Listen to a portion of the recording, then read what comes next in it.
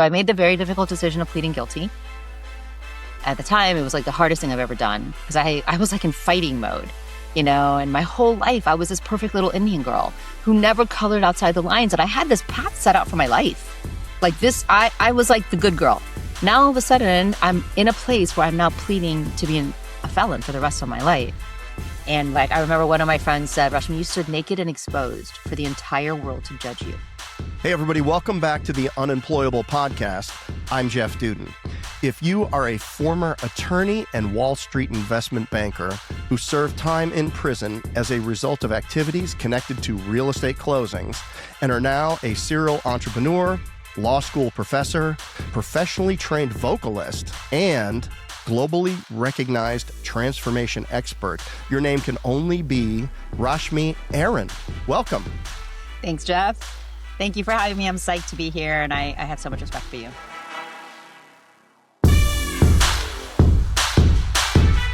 Well, I appreciate that. It's been a minute since we've been together, and I really look forward to catching up with you. We've been together at several events over the years where I was fortunate enough to see you speak and get to know a little bit about your story.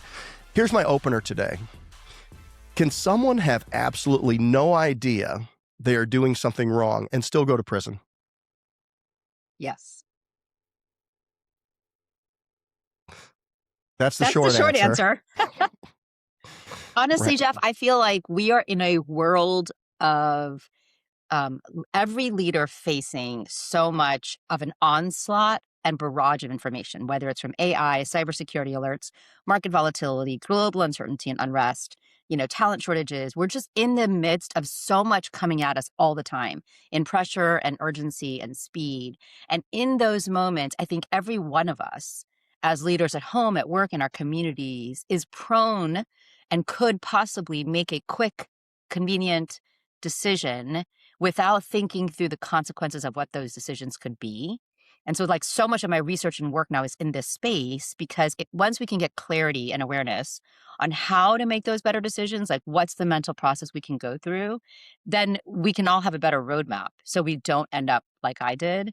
But it is very easy and, but for the grace of God, there go I is what I always say, right? Like on any given day, any one of us could do something that is currently illegal or unethical or 7 years later could be found to be, and then they come back to you. So there's just so many iterations of what this looks like. So Yeah, the thing I think about is tax fraud. And you think about Willie Nelson or was it Denzel Washington?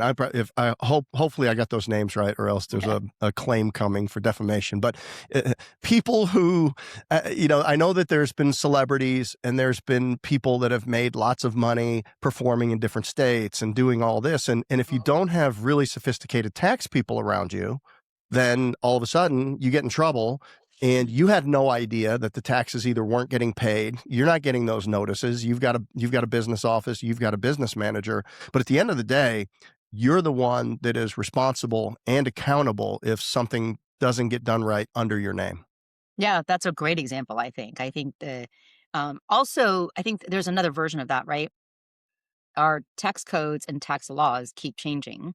Right. And so it could be that you think you are following the law or your team believes that they are. Something changes. They're not paying attention. They're not staying on top of any sort of new laws that are passed. And then now all of a sudden you continue to do status quo or like what you're used to. And all of a sudden that thing is not legal anymore. And so then you get caught in this issue. Well, ignorance is not a defense. So then what do you do? Right. Rashmi, you grew up in a family where excellence was expected and high standards, undergraduate UNC, Cornell Law School, graduating top of your class. You went to Wall Columbia. Street. Columbia. Columbia. Started with a C. Okay, let's get the right Ivy League. Yeah. Well, thank you for correcting me on that. It's, I never, closest I got to Ivy was, I was working as a landscaper. But it's important, Ivy.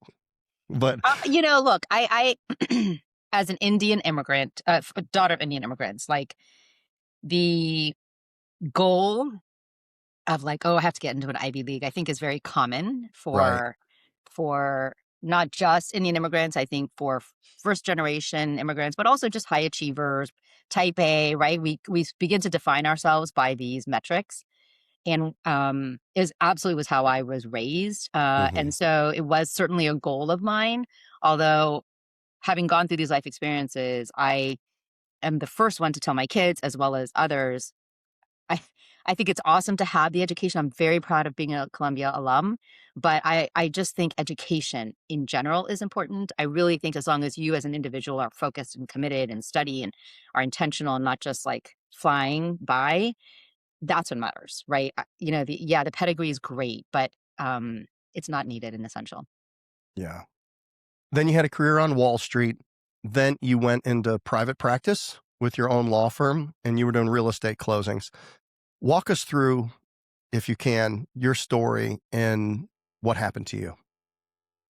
Yeah, so I graduated law school and ended up in California actually first, working for a big law firm.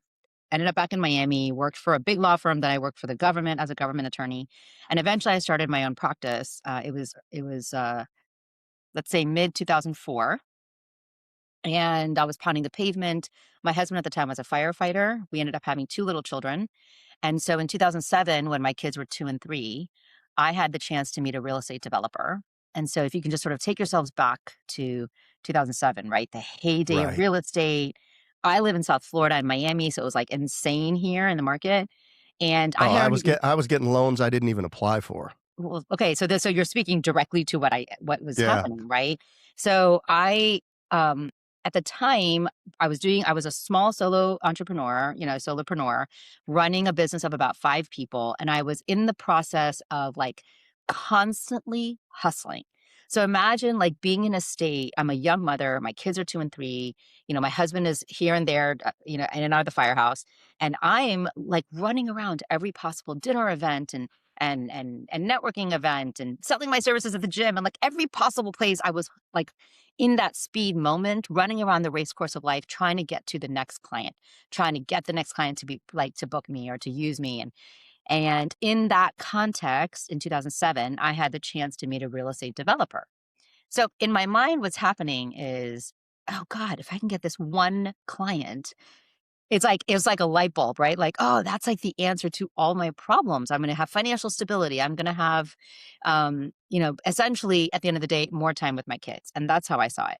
And so kinda jumped jumped at the opportunity. I was like, "Okay, I'm gonna" internally, what was happening was, "I'm gonna do everything I can, and I hope that I wow this guy enough that he wants to use me." So I go, long story short, I met with his two operations guys. They began to describe creative transactions that they were doing.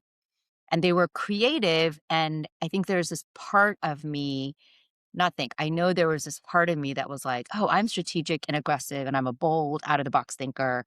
I can do creative things. Like I'm smart enough to do creative things. And so as he began to describe the scenario of what he was doing, which was essentially he was giving a buyer rental guarantee. So it was a buyer incentive to move his condominium conversion units. And I wanted this client so badly, like I didn't ask the questions that I should have asked. First and foremost is why are you leaving your big law firm that you've been working with for 2 years, right? Instead, what was going on in my head was, oh, I'm special. There's something smart about me. It was very arrogant, honestly, for me to be thinking that way because I just assumed that there was something special about me versus, oh, he actually just wants something. So I ended up doing 200 closings for this client in about 15 months. I didn't ask for help. I didn't ask for a second opinion. I didn't look around and say, this doesn't feel right. Like my gut was screaming and I just was not listening because something felt off. There were moments that kept happening. And instead of questioning, I just pushed down that feeling, like that gut feeling. And I stopped working with him in 2009, early 2009. And then I went into private practice with my father, merged my practice with my dad's. And essentially, a couple years later, the FBI knocked on my door and they grilled me. I didn't have an attorney. I let them in. And like, I should know better. I should know that don't talk to the FBI without an attorney. But it's like human nature takes over. And human nature says, well, I didn't do anything wrong, so I should talk to the FBI. Otherwise, Right. they're going to definitely think I did something wrong. And so I let them in. They talked to me. They grilled me for 4 hours. So they were like showing me documents and emails and like all of these things. And I didn't recognize the reach of the federal government and how important that moment was for me, because I did end up like prejudicing myself, because I, like, instead of saying I don't remember, I was saying yes, no without recognizing it. And so, like, did you ever see this email? Did you ever meet this person? Right? Instead of stopping to think, I was answering again in the speed of the moment. Yeah. Um, so when they left, I thought that was over. I was like, oh, I'm the records custodian. I Yeah. have all the files. That's all they want. Then 2 more years go by and I get a grand jury subpoena for documents. So I'm still operating with the pretense that I haven't done anything wrong, right? Like they just want my documents. Within 3 months, my attorney called me into his office and he said, Rashmi, you're a target, which by the way, I did not know what that meant. I, I'm like, I'm not a criminal lawyer. I'm a dirt lawyer. I'm a real estate lawyer. What does that mean? And when he began to explain it to me, and this is like a father figure of mine, and like, he basically said, they're coming after you. And it was like my whole life fell apart. I remember I was in his office and he had a couch and I like sat down and not sat, I fell down, collapsed and started shaking uncontrollably. I was like, this can't be happening. And then I tried every possible thing to avoid indictment. Like I called the prosecutor's former boss, who is now in private practice, and hired him to try to see if that guy could convince the prosecutor, like use his influence and like friendship. Right. I I I couldn't believe that this was even a possibility that was about to happen in my life. Huh. By April of 2014, I was indicted for 1 count of conspiracy to commit bank fraud and 24 counts of bank fraud. And I then kind of poured into all the discovery. So there was 200,000 pages of documents and 15,000 emails, and I was like, I'm gonna find that smoking gun. Like I'm gonna prove my innocence. And every day I would take my kids to camp or school, and I would come back. I had a war room set up in my parents' house, which is actually now where I live. I live in a multi-generational home, and I would go through these documents, and I would like separate out like, okay, this is good evidence for me. This is not so good evidence for me. And I would meet with my then new attorney, who was also a friend, who was going to be my trial attorney. His name's David, and we basically started to go through the documentation in a way that it was like, I think helped them understand what the actual reality was versus the reality I had in my head.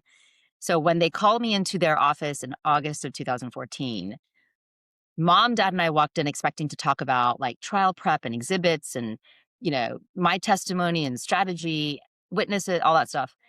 And instead, he gave me a whole presentation. Actually, his partner did, Margot. And she said, okay, Rashmi, if you go to trial, the government has to prove their case. And this is the evidence they're going to use. Then we're going to come up and we're going to give our defense. And this is the evidence we're going to use. And then the government's going to stand up and give their rebuttal. And the rebuttal main piece of evidence was an email that I had forwarded on Christmas Eve at 8 o'clock while I was making my children sleep with a house full of relatives.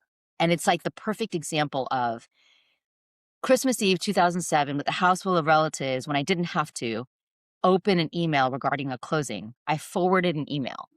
And that email ended up being one of the most crucial pieces of evidence against me by the government. And, I always say to people in the audience, like, have you ever forwarded an email and not opened the attachment, read it in its full, paid attention to the consequences of that email or asked for help? And the reality is we've all done it, right? In the moment you think it's just this one time, or I'm just forwarding an email. It's not a big deal, but that matters. And so, uh, he looked at me and he goes, Rashmi, I know that you didn't walk into this planning a crime. And back to sort of your question at the very beginning of this, he said, but, couple things. As an attorney, you had a fiduciary duty to do more, to ask more questions. At a minimum, you could have walked away, and you didn't. And the truth is you wanted this client, and you knew there were these buyer incentives. You should have asked more questions. And then he said something very important, which is not doing something is still doing something wrong. Mm. And we were talking about the jury instruction of willful blindness. And he said, sometimes we're in a moment and we stay silent because that just feels easier and more convenient. And not speaking up ends up becoming the problem. Right. In my case, I mean, yes, I didn't speak up. I didn't ask questions, but I was also closing all these deals without having asked these questions. So I had like both things going on, active participation and not asking the right questions. So I made the very difficult decision of pleading guilty. At the time, it was like the hardest thing I've ever done because I was like in fighting mode, and my whole life I was this perfect little Indian girl who never colored outside the lines, and I had this path set out for my life. Like this, I was like the good girl. Now all of a sudden, I'm in a place where I'm now pleading to be a felon for the rest of my life.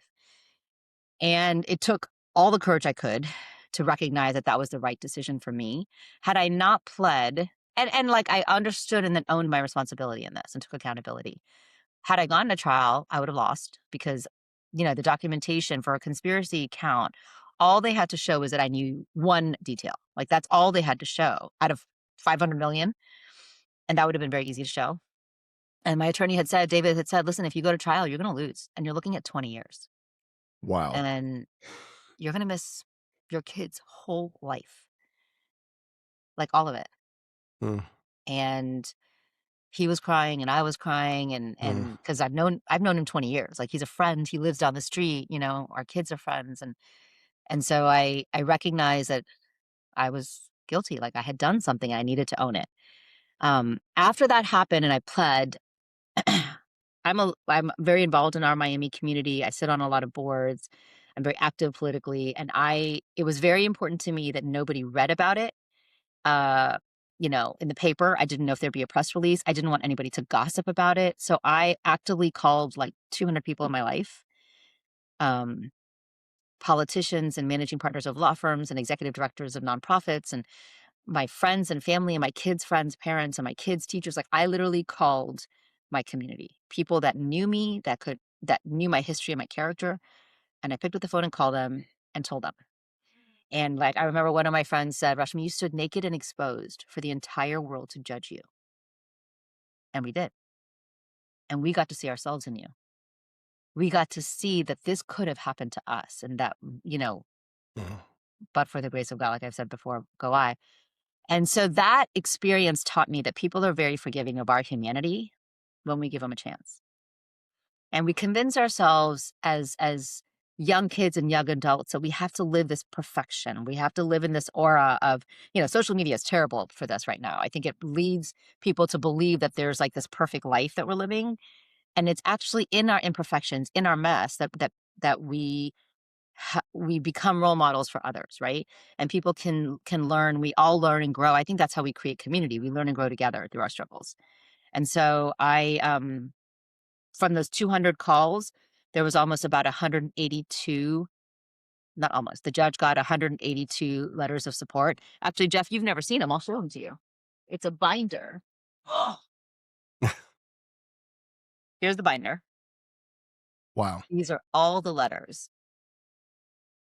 that the judge received to support me. And, um, Did that make an impact in the oh yeah, sentencing? it did. Because part of what a judge's responsibility is to acknowledge the defendant's history and character. And so these letters were stories of people that have known me, many since childhood, and they shared stories about me that I didn't even remember, on how I had impacted and influenced them in a positive way or touched their lives in a way that has stayed with them 40 years later, right? And so the judge got to see me as somebody who's like somebody committed to my community. I sit on all sorts of boards. I'm very committed to my children. I'm a really good loyal friend, and I think all of that mattered. I also, in my sentencing hearing, I stood up and I gave my apology, and I think that that was also really important. So I apologized to my judge. I apologized to my community because on the day of my sentencing, there were 182 people that came, like all of those people came to my hearing. Oh, wow.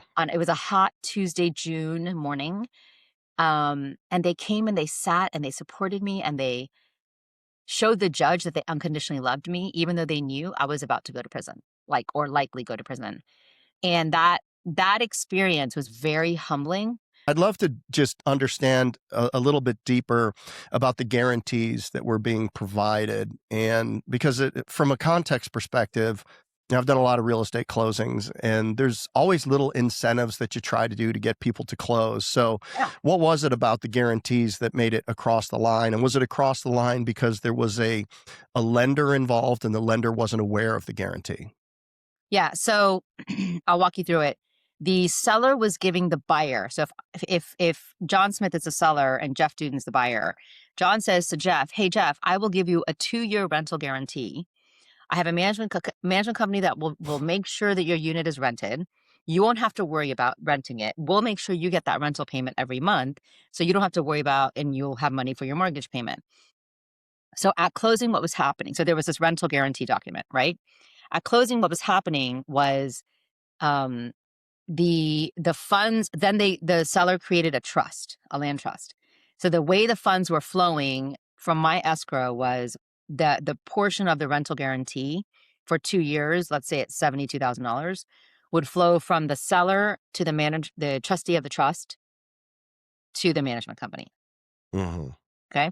Now that beneficiary interest disbursement was being shown on the HUD.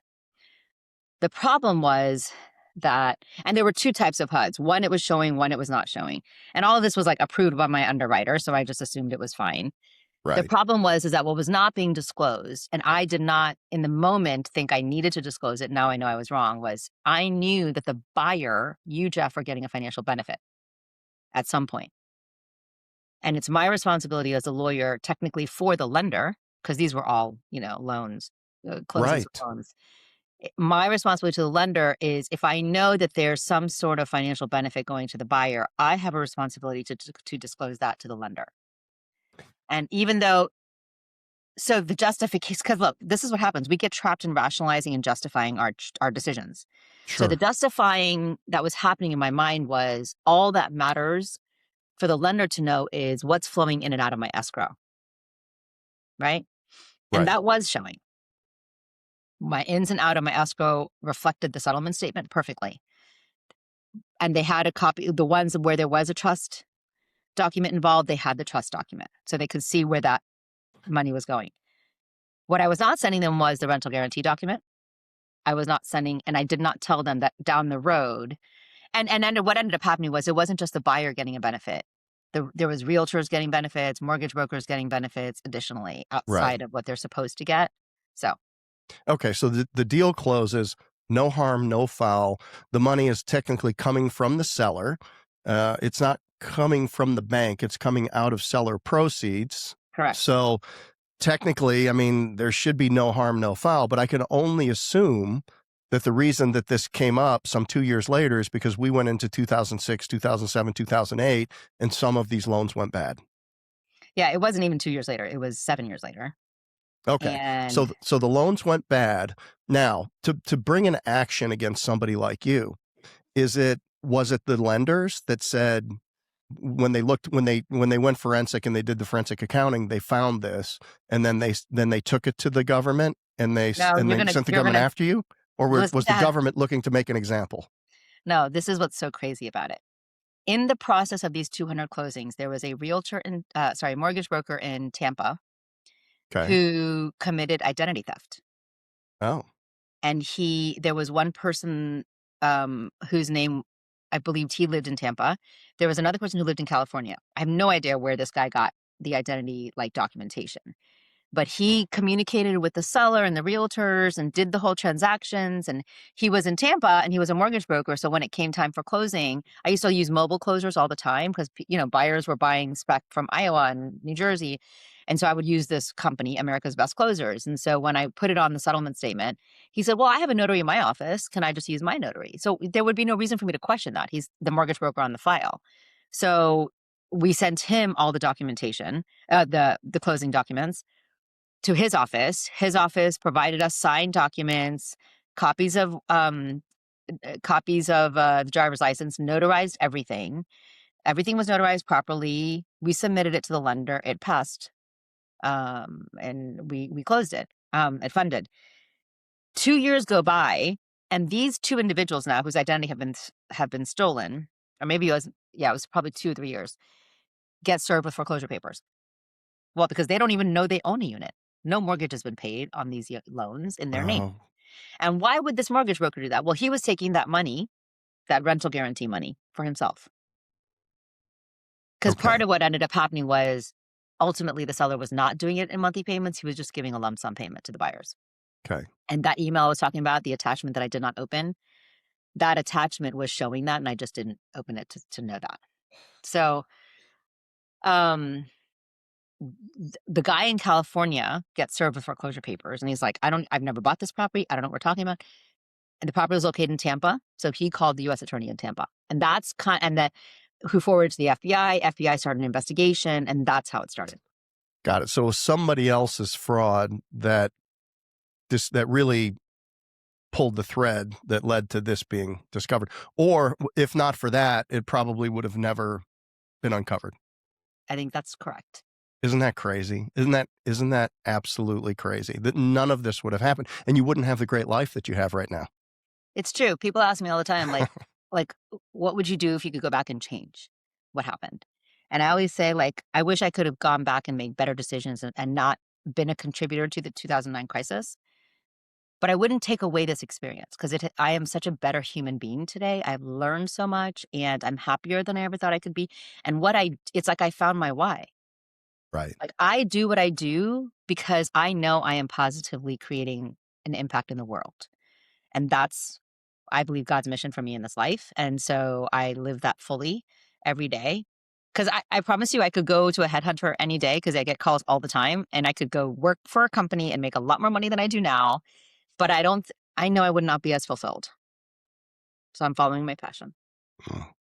One more question about the process you shared. When you said you were prejudicing yourself, so for those of us out there who are looking forward to the FBI walking into our office one day and starting asking us questions, Yeah, when you're prejudicing yourself, you're basically they have a thesis and they're starting to ask you questions, and your answers to those questions, you might as well be under oath, because if you're answering yes or you're answering no, basically you're that's right. that's the testimony right there. Is that That's right. do And I do you understand that? well, I did not understand it at the time. Now I do. Because Okay. like, it's so fascinating to me because I have now since been able to go back and look at, or no, actually, I could never look at those actual witness statements that they had made. Not witness Mhm. statements, FBI, it's like an FBI report summary of that meeting. But I have heard about it from the prosecutor now because the prosecutor and I are good friends and we now speak together and we've learned a lot from each other. And he has shared with me that meeting and that 4 hours was really instrumental because he also believes that I basically dug myself into a hole because there was a couple of things that happened in that meeting. One, right, I kept saying no, and I kept convincing myself I hadn't done anything wrong. Two, there was a point in time where my dad, who at the time then was my business partner and a lawyer, also, I mean, he's a litigation lawyer, um, came in, and it was like half an hour left in that 4 hours. So he like came in from a meeting, like came back into the office, and obviously the receptionist said the FBI's in with Rashmi. He freaked out. He came in and joined me for like the last half hour. Um, so then it was like another layer of me digging myself into the hole because now I'm the apple of my dad's eye. I'm his business partner, managing partner, and I'm now creating a narrative around what did or did not happen in front of my father that psychologically, Joe, my prosecutor, believes I wasn't willing to unravel.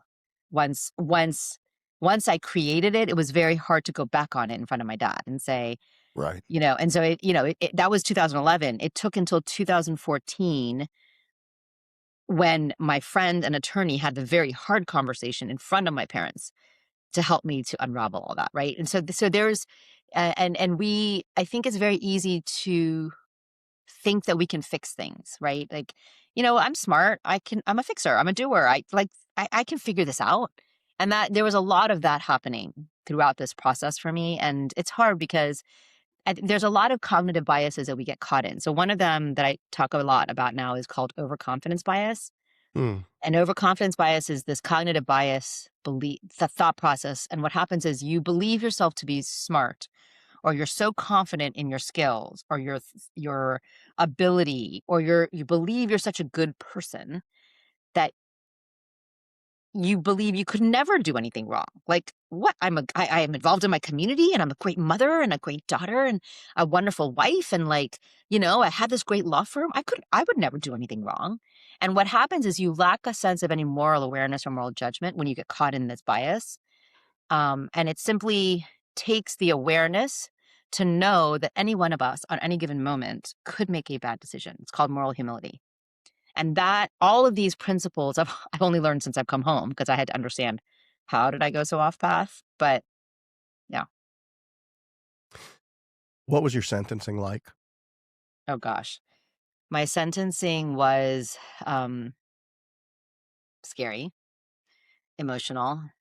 I uh well, so what I remember like walking up to the federal courthouse, and there was this, like I mentioned, right, there were so many people that were there, but there was this like long line of people to get into the courthouse that morning. And I'm thinking to myself, oh my God, I'm going to be late to my own sentencing. And as it turns out, they were all there for me.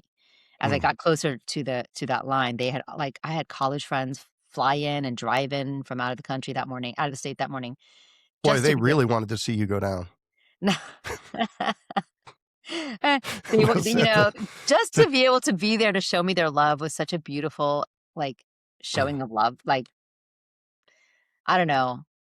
Some people are like, "God, how did you have so many people come?" And like, I'm like, I don't know. There's nothing special about me, but I have spent a career and life dedicated to being like selfless and authentic in how I build relationships, and I just come from a place of like, I just want to get to know you. I want to learn from you. I want to grow Mm. and understand where you come from. I mean, Jeff, I've been like this with you, right? Like Mhm. understanding your perspective, um, and how you've grown or how you've committed to your companies. So anyway, so I got up to the sentencing. So something very interesting happened, and I write about this in my book. But um, so have you ever been in a federal courtroom? Yes. Okay, so do you know like when you walk, there's like a double door, and Mhm. then there's another double door, but in between, there's two rooms on either side, right? Right. And it's for the prosecution and the defense. So I was in the defense room with my attorneys, and they were like giving me last minute, we were going over my allocution, which is my apology, and we were just going over last minute things for me to be prepared for. And all of a sudden, the door opens, and in walks the prosecutor, my prosecutor, Joe, into the defense room. Now, this is a very unusual, unheralded thing, right? But over the course of that, let's say 9 months, from when I decided to plead guilty, when I first met Joe, to I first met Joe on the day I got indicted in April. That doesn't count. I think about meeting him on the day that I decided to plead guilty, like have the conversation with him. And so in that 9 months, I had spent countless hours with him going over documents. I became the government's main witness against the other co-defendant, which was the developer's right-hand guy. And we became friends. Like I developed this such a beautiful respect for him because I recognized like he was just doing his job, and the documents showed what the documents showed was enough for him to come after me. He wasn't like he didn't have like a personal vendetta against me. Right. I mean, is it unfair that I'm the one person it feels like in Miami that went to prison for this involvement in a mortgage related fraud? In some ways it does, right? There were 500 other attorneys in Miami alone doing what I was doing. But I don't harp on that. I believe, like I've said, I believe this was God's purpose for me or the universe's purpose for me. And so, um, when he walked in, he basically came up to me, gave me this huge bear hug. He said, "No matter what happens in there, you're going to be okay. I know you will." Mm. And that was David, my attorney, like Joe walked out. David Very was like, unusual. "Oh, David was like, in my 30 years of doing this, I've never had that happen. That's such a testament to you." And I think it's just sort of how I've always, um, like, I don't harbor animosity. Right. Um, I I've just lived this life of like forgiveness and understanding and a spiritual like kind of place. Anyway, in the hearing, every seat was taken with people there to support me. I stood up and apologized. When the judge sentenced me, oh, there was a sentencing video that we had made that was like 14 people on video attesting to my character. And it was really emotional. Like everyone was crying. And when the judge sentenced me, it was like time stopped, right? It was like everything held for a second. I couldn't believe it because, of course, we were asking for house arrest, and the idea of being taken away from my children felt like the world was ending. Did you try to get a lockdown, a deal based on your support and help that you were giving them after the guilty plea? Yeah, so because of my support, what the prosecutor agreed to was a 5-year maximum. Okay, So the sentencing guidelines would have allowed the judge to give me up to 20 still. Um, because so the plea deal that we worked out was that the judge would only be limited to 5-year max, so 60 okay. months. Then because I had assisted Joe, and I was not just because of that, but given that I spent so much time and I really went above and beyond in assisting the government, um, Joe filed what's called a 5K1, which is a downward departure motion, which allowed the judge to then veer away from the sentencing guidelines and then basically could do whatever he wanted to do. Okay. And we knew that Joe was going to file that. And so, or not file it, like he has to stand up in the sentencing hearing and ask for a 5K1. And then um, when my defense stood up, our argument was for house arrest, that there was no substantial value uh, or positive result to come from taking me away from my children, and then the taxpayer dollars that it would take to house me, and there was all sorts of arguments and cost analysis stuff that we did, and I mean, at the end of the day, when he stood up and sentenced me, he sentenced me to a year and a day in prison, and I just remember collapsing and just crying hysterically. And Joe again walked up to me and said, "You're gonna be okay." My all my family was trying to hover around me. And yeah, it's not that I was scared for me, because I'm pretty strong. But I was so scared for my kids. And they Like were 9 and 10 at the time? they were 9 and 10. Yeah. Yeah. Yeah. Mm, tough, tough day, and I assume all those hours that you put in helping Joe, non-billable? Yeah. Yeah. No, by that point I had already given up my bar license. Yeah. I did a voluntary revocation of my bar license. Can you ever get it back?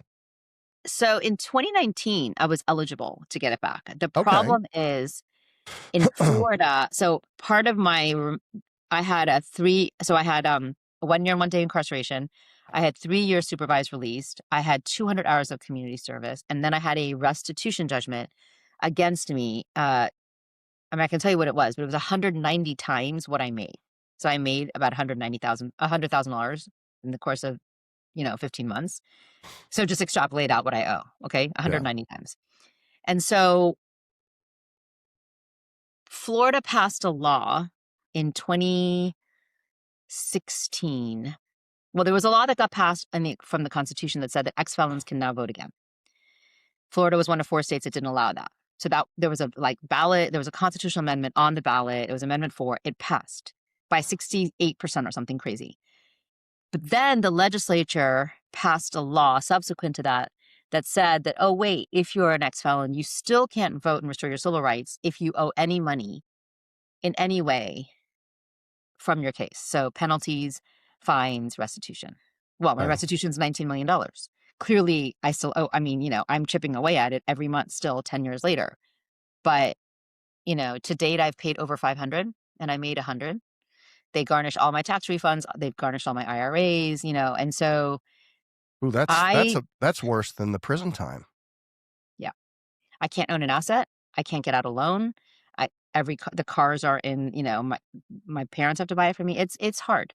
Yeah. And so um, I could technically apply to the Florida bar, but I mean, technically because of the time that expired in 2019, but I can't because in order to apply to the Florida bar, you have to have your civil rights restored. And I have not restored my civil rights because I'm not allowed to, because in order to restore my civil rights, this law does not let me restore my civil rights. Yeah. So the answer to your question is yes, eventually I could if I ever pay off 19 million. Um, and or I have applied for a pardon. There was a pardon in process from 2020 through 2024, and actually it had been approved by the pardon office. There's all sorts of reasons why I know it had gotten approved. I have very close ties. I had very close ties to the White House in different ways. And so I had it confirmed that Ed Siskel, the White House counsel, had approved it. It was flagged, ready for President Biden's signature. It was on his desk on by January 19th. January 20th, 11:59 came and went, and I did not get a call. And Mm, it turns out there were about 20 of our files, 20 files sitting on his desk that he just never signed. So now my file is sitting in purgatory somewhere in the White House, in the pardon office ethos. And I have not pursued it right now. I mean, I have two pardon attorneys that have done it pro bono. They're top attorneys in DC. They reached out to me after reading my Washington Post article. That's how this whole thing started, which is pretty amazing. And worked on it diligently, like for 4 years, right? And then mm, got it approved, and then it just didn't get signed. It was like when I tell you I was gutted on like gutted. right. January 20th, 2025, because I thought for sure, this restitution's going away. I can live my life again. I can vote again. Like I can't vote because of this. So we'll see. Yeah. There's a lot of reasons there's a lot of things I could do right now if I wanted to. And I'm not inclined to do it right now because to me, I'm like all about integrity and ethics and authenticity. And I don't think that the manner in which I would have to go about doing this doesn't feel right to me. It's fine if others want to do it. It just doesn't feel right to me. So Yeah. I'm just being intentional about where I put those efforts. So we'll see. Let's talk about what you did as a reaction to this. You've had TED Talks early on. You decided to make a career in ethics, and you've really resurrected a great career and a great reputation, and you've done incredible things. Um, Talk to me about how you made the decision to pursue the things that you're pursuing now, and tell me what you're doing. Yeah, it's crazy. So when I came home from prison, the first thing I did was debrief with my family and my children and just like soaked it all in. And as I began to see friends and see my attorney and, because he's a friend, people started to say, God, Rashmi, the way you approach this, which was from such a place of peace. Because as I was going through this process before I even went to prison, I came to a place of peace of, I don't know why this is happening, God, but I'm trusting that it's for my good. So there's this saying, it's not happening to you, it's happening for you. And that became like a mantra for me. It took me a while to actually sort of like, it was like a seed in my head, and then it finally kind of took root. And so by the time I surrendered to prison, which was not until the summer after, so it was like 9 months later, I got to a place where I felt like I'm going to treat this like a positive experience as much as I can. So I read every day, I prayed every day, I worked out every day, I had a job. And so when I came home, friends started to say, like, you should really share your story. It's really powerful. It's really inspirational. It's so positive. So the first thing I did was I started to apply for TEDx talks, and I kept getting rejected.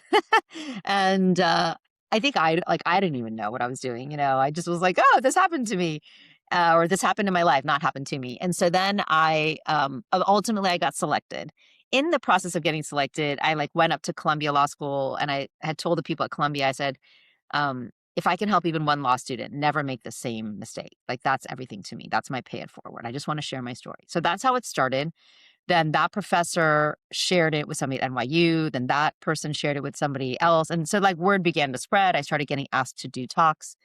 And in the process, the judge in my case, the probation officer in my case, because I kept having to ask for approval to travel. And so at one point, the probation officer was like, "Well, what do you mean you're speaking and sharing your story?" So then she took it to the judge. The judge then said, because then I had people wanting to start paying me like to speak, right? And Right. I was starting to sign contracts for, at the time it was small amounts, like 4,000, 5,000. And the judge then ruled at a hearing that did not want me to make money from sharing my story while I was on probation.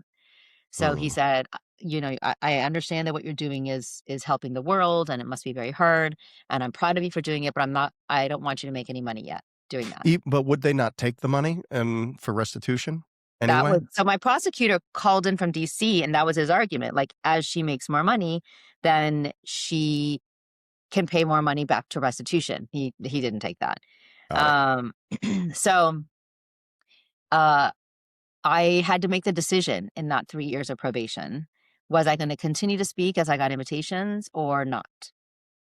And I made the decision. I truly believe that if the opportunity was coming to me, that that was my pay it forward, and I had an obligation to the universe to share the story and help others. And so that's what I did. So in those 3 years, I probably I estimate I did about 300 speeches for free, or I waived my fee. They paid my cost, but it gave me such a great understanding of the market, of what what stories work, what don't work, how to be funny, how not to be funny, how to make it impactful.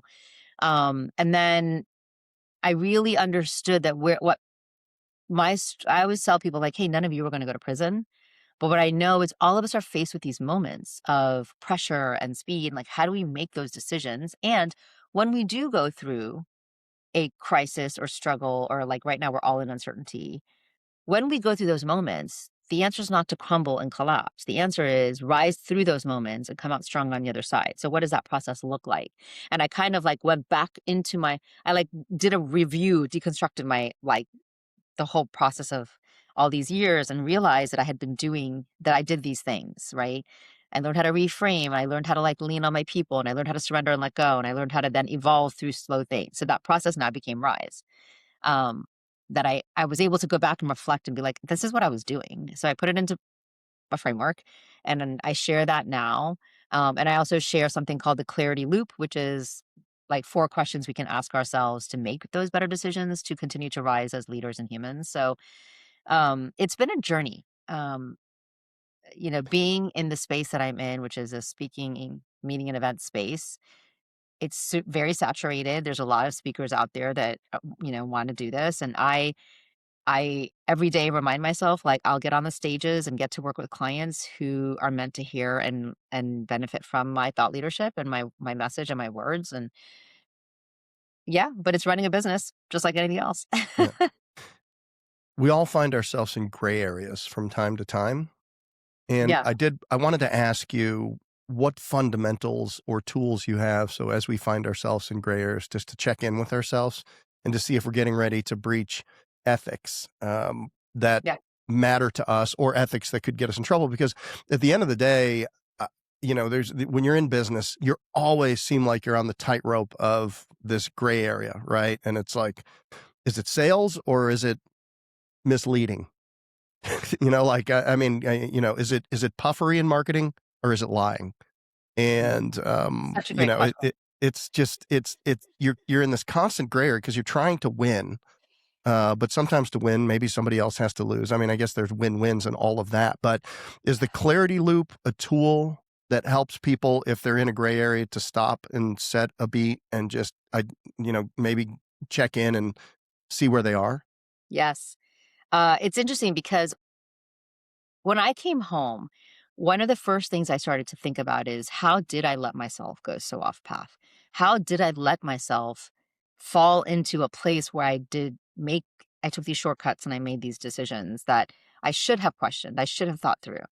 And I was like, what if I had had a process to make those, clearer decisions, to think through some of these principles that I've sort of researched over the last decade.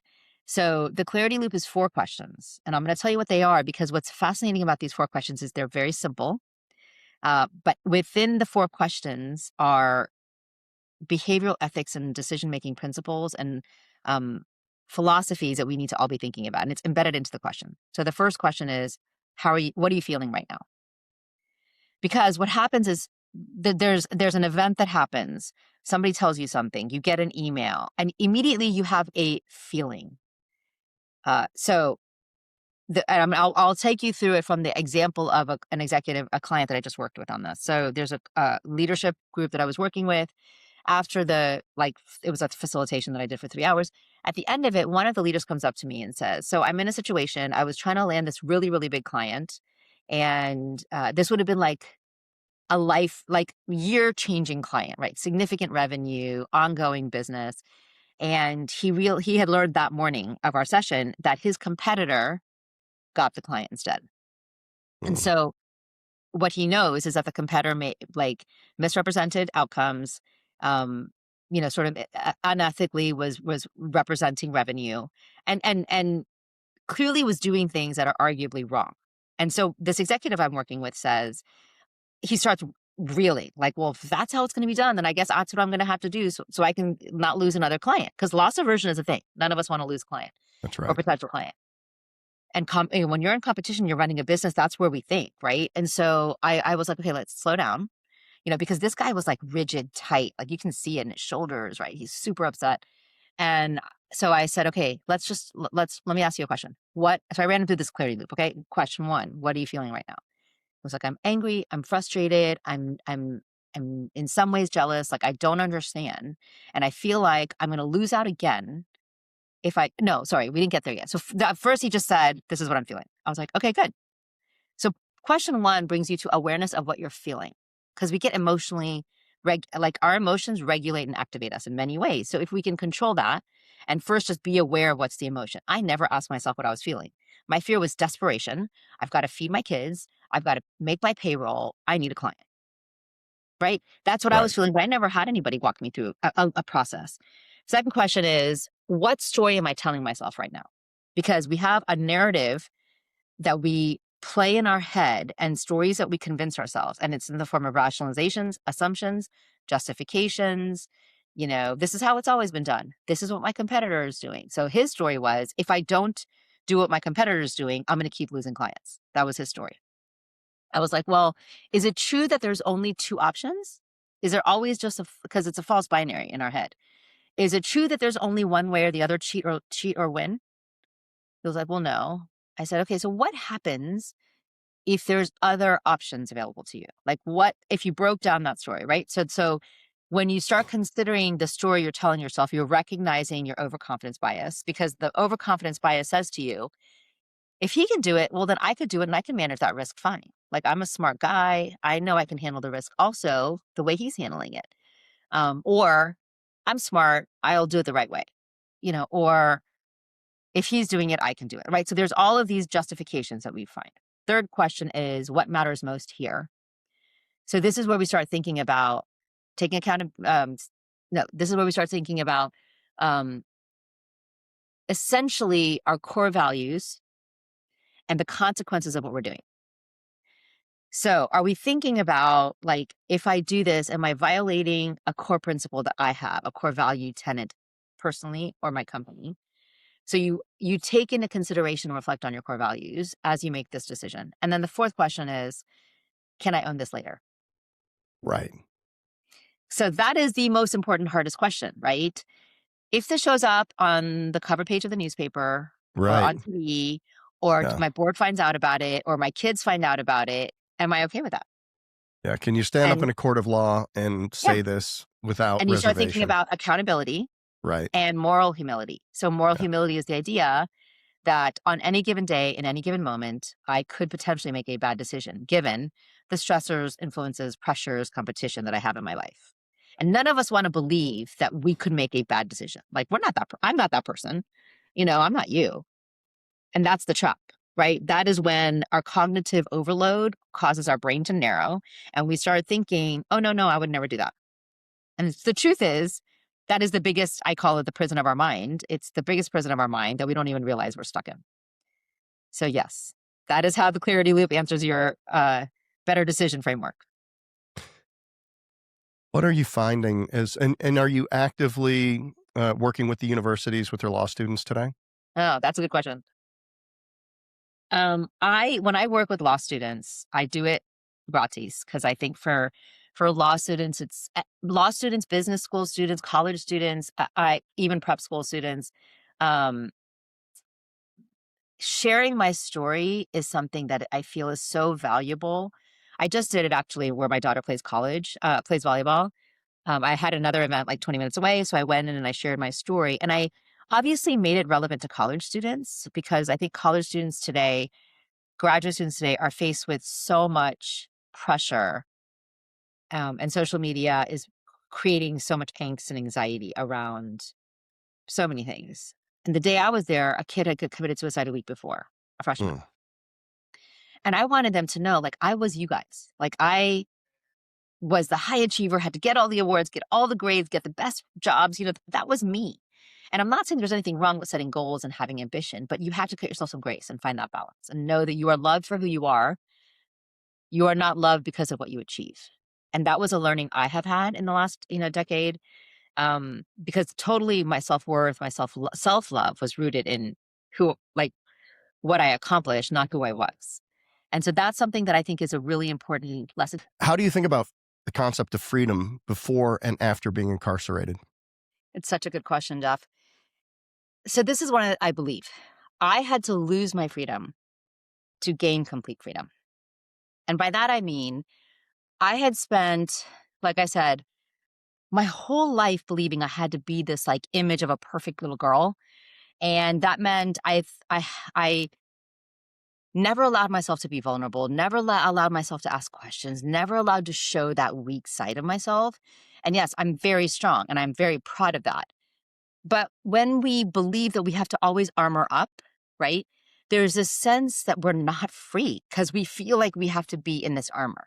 And Brene Brown talks to us about this a lot. And I read all her stuff when I was in prison and all this stuff. And so now when I say I had to lose my freedom because I was taken into a literal prison, I believe we're all trapped in our own invisible prisons. It's like just destroying values in our companies and all the other things. But I had to get taken to a federal prison and get locked behind, fences or whatever to recognize that I can live in total freedom now in my life. And so that means I live in total vulnerability. I, for good or bad, wear my heart on my sleeve. That has been such an incredible awakening for me. And like we were saying earlier, I wouldn't go back and take this experience away from me because I have grown so much as a human. And I'm so grateful for that, honestly. That's a great perspective.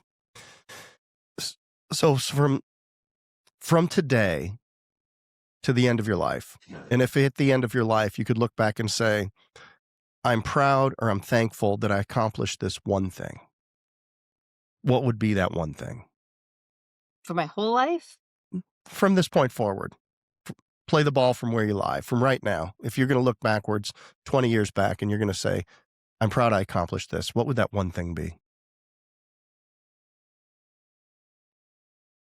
Or it could be a goal. So when I think about my legacy, which I talk about a lot, I always believe I believe that my legacy is and will be that I have allowed and given people the courage and conviction to know that even when they're in the thick of darkness and struggle and facing all those moments that we're all stuck in right now, whether it's change, uncertainty, fear, all those things, that no matter what darkness we're going through, we can have the faith and belief to know that light is on the other side of it. And when we know that it's there, we just have to continue to go through the mess, through the darkness to get to the other side. Because I stand for that. Like that is how I've lived my life. My life is a perfect example of that. And I know that when I stand on these stages and I work with clients, like I know people are getting that from me and that courage. And that to me is really special. And so whether that means they're learning the RISE framework or how to make better decisions through the clarity loop, whatever framework they're learning, the greater thing is we're all going to go through stuff, man. We're all, it just looks differently for all of us. And so, I don't, I think we are all in a place at some point in our lives, we're going to face something hard, traumatic, painful. And so when we go through those moments, I know that I stand as an example that you can come out and still smile on the other side of it and be a loving mother and daughter and all those things. Hmm. Is your book out yet? My book comes out May 19. So for those of you that are hearing it before or after, it's available on every possible site, Barnes & Noble, Books A And Million, Porchlight, that's Amazon. 2026, right? May 19, 2026. Yep. It's called All Rise, Okay. A Lawyer's Evolution from Prison to Purpose. Okay. What's one or two things that's in the book that we haven't talked about here today? Well, I have lots of great prison stories. Okay. Women I met, experiences I had, hustles that women were running in prison.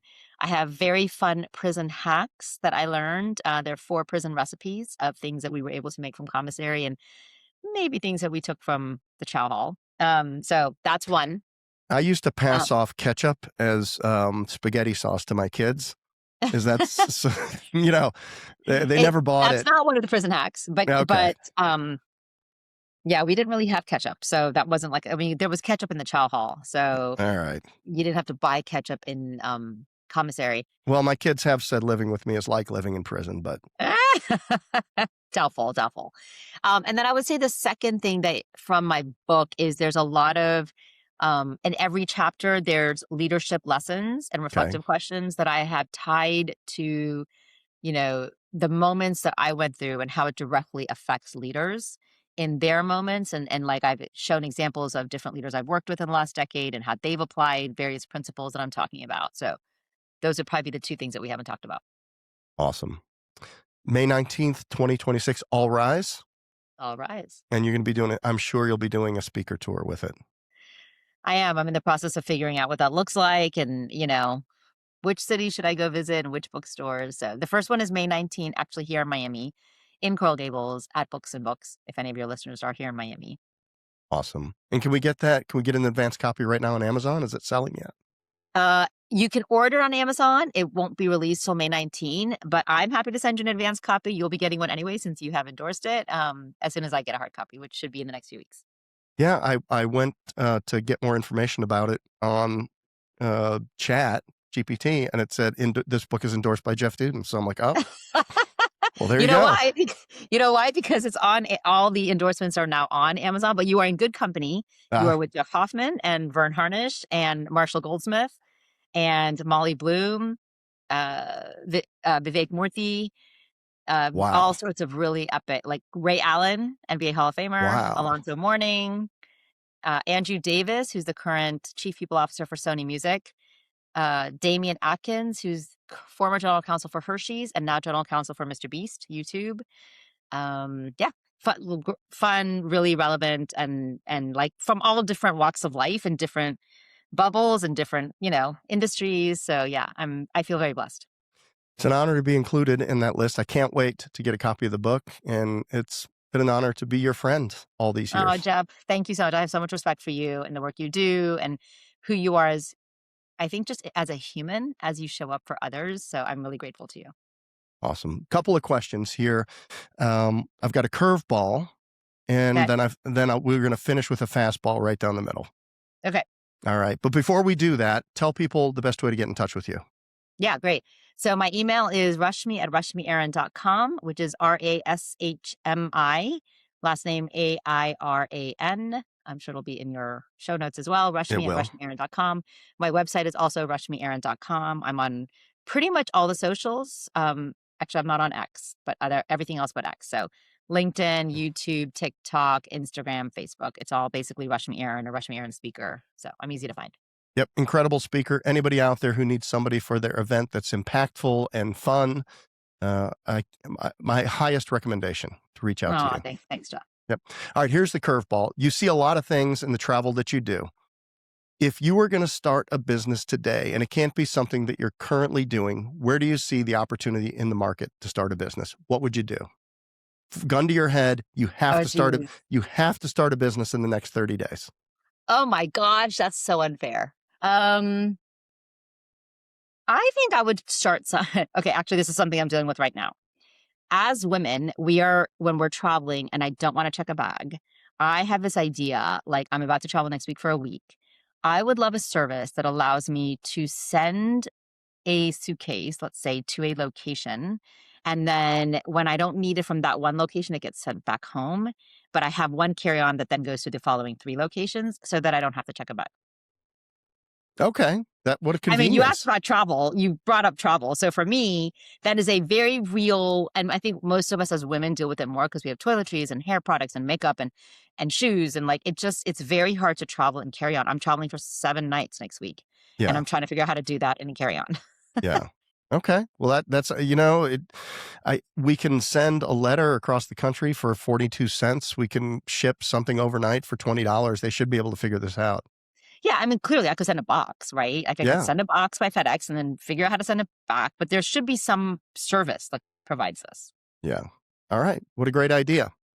Okay. Last question. Fastball, straight down the middle. If you had one sentence to make an impact in somebody's life, what would that be?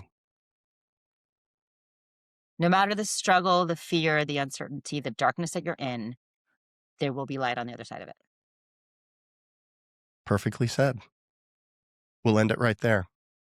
Okay. Rashmi, thank you. Thank you, Rashmi. Thank you so much, Jeff. I really am so grateful and honored that you took the time for me, and this was so much fun. Awesome. All right, everybody. Thanks for listening. I'm Jeff Dudan. We are here with the incredible Rashmi Airan on the Unemployable podcast. Thanks for listening.